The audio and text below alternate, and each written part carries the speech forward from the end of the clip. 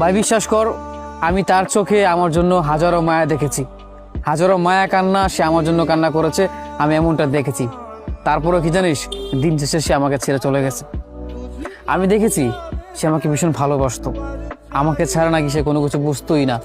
অথচ দিন শেষে আমি সেই মানুষটাকে হারিয়ে যেতে গেছি, যার চোখে আমাকে হারানোর ভয় ছিল, আমার জন্য যে বারংবার কান্না করে বলতো তোমাকে আমি কখনো ছেড়ে চলে যাব না, আমি সেই মানুষটাকেও দিন শেষে চলে যেতে দেখেছি। যে বলতো তুমি ছাড়া এই জীবন অসম্পূর্ণ, অথচ আজকে আমি ছাড়াই তার জীবন পরিপূর্ণ।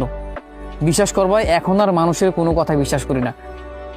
সব মানুষকে অবিশ্বাস করেও একটা মানুষকে বিশ্বাস করেছিলাম, আর সেই একজনকে বিশ্বাস করে আমি ঠকে গিয়েছি।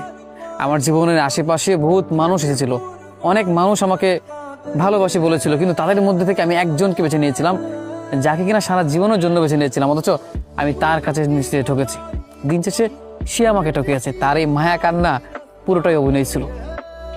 তার চোখে মুখে আমার জন্য ভীষণ মায়া ছিল, তারপরও আমি তাকে ছেড়ে চলে যেতে চাইনি, কিন্তু সে চলে গেছে।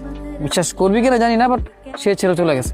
তাই এখন কারোর প্রতি কোনো বিশ্বাস, কোনো ভালোবাসা, কোনো কিছু আর থাকে না বা থাকবেও না।